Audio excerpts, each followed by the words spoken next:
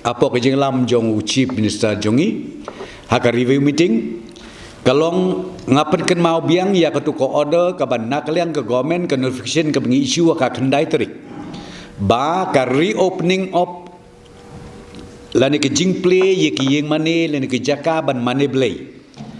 hakaleng saudong ke jela ngi dang khang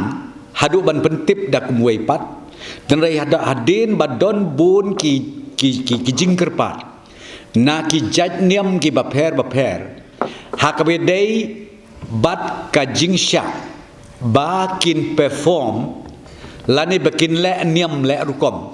ya kaya tho shom kurim go jongki halaki jong ki yeng leni ki jaka maneblei kumta menta ke janmit na kaliang go jong ka sorkar ngila sya ya kata bat kitu ki bakwa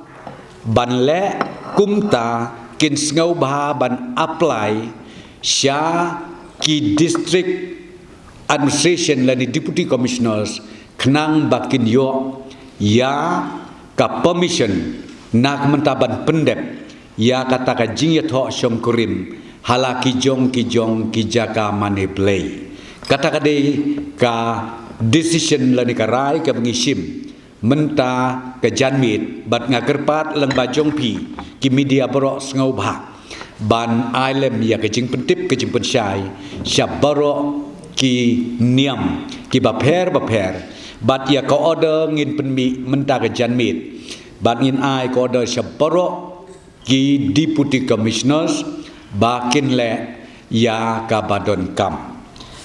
kata kadai ke menta ka ba ar ka bangakwa ban update namar bidai maki ki ban perform ye ritualities dai maki ki ban perform ya ka le niam le rukom ka bamut kitu ki bala authorized bakin perform ka bamut kala ban long ka balang kala belong ke temple kala belong ki mosque kamut dai maki ki ban pan ya ka permission napo ki deputy commissioners